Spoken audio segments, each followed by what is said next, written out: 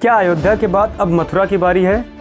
क्या मथुरा बड़ा मुद्दा बनने जा रहा है? अब बारी है बांके बिहारी की। देखिए 2026 में उत्तर प्रदेश में एक बार फिर से मथुरा चर्चा के केंद्र में है, क्योंकि योगी आदित्यनाथ का बयान पूरे देश भर में बहस का विषय बन गया है। उन्होंने कहा कि अगर श्री अखिलेश यादव जी सच में हिंदू आस्था का सम्मान करते हैं तो उन्हें मथुरा के मुक्ति आंदोलन का समर्थन करना चाहिए। लेकिन सवाल यह है कि आखिर मथुरा का मामला क्या है?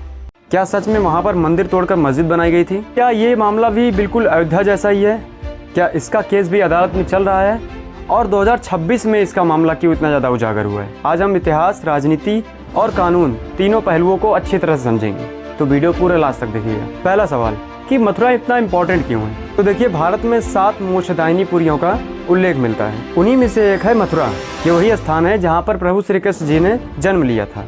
यहाँ पर हर साल करोड़ों श्रद्धालु दर्शन करने आते हैं मथुरा मंदिर का, और मथुरा और वृंदावन मिलकर पूरे ब्रज क्षेत्र की आध्यात्मिक पहचान बनाते हैं। दूसरा सवाल, तो विवाद की शुरुआत कहाँ से हुई? इतिहासकारों और विभिन्न पक्षों के अनुसार 17वीं शताब्दी में मुगल सम्राट औरंगजेब के शासनकाल के दौरान केशव देव मंदिर को ध्वस्त कर दिया गया था और वहाँ पर एक शाही मस्जिद बनाई गई थी। दूसरी ओर मुस्लिम पक्ष इस बात से असहमत है और इसे मनगढ़ंत बातें बता रहा है, हालांकि वो तो असहमत अयोध्या वाले मामले में भी थे। अब श्री कृष्ण जन्मभूमि और शाही मस्जिद एक ही परिसर के पास है। अब हिंदू पक्ष का दावा है कि श्री कृष्ण का जन्म उसी मस्जिद के स्थान पर हुआ था जहाँ पर मंदिर को तोड़कर मस्जिद बनाई गई है, मगर मुस्लिम पक्ष इस दावे को स्वीकार नहीं करता है और यही विवाद आज अदालत में विचाराधीन पर है। अब इसी मामले को लेकर 1968 में एक समझौता हुआ था मंदिर ट्रस्ट और शाही के प्रबंधन के बीच। कई वर्तमान याचिकाओं में इसी समझौते को चुनौती दी गई है। याचिकाकर्ता का कहना है कि यह समझौता बेबुनियाद था, जबकि दूसरा पक्ष यानी मुस्लिम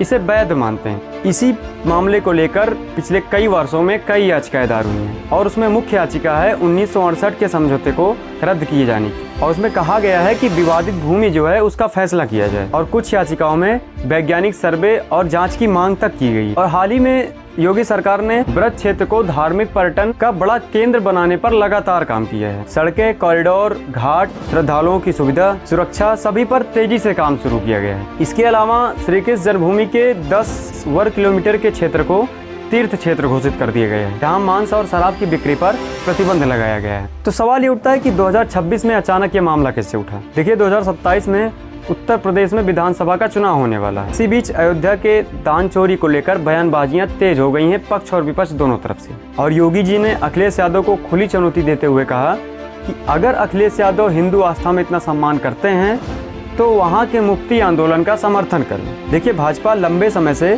सांस्कृतिक और धार्मिक विरासत को अपने राजनीतिक विमर्श का हिस्सा बनाती रही है। दूसरी ओर विपक्ष इसे अलग नजरिए से देखता है, या यूं कहें कि विपक्ष माइनॉरिटी पे ज़्यादा ध्यान देता है। यही वजह है कि मथुरा धार्मिक होने के साथ साथ राजनीतिक बहस का हिस्सा बना हुआ है।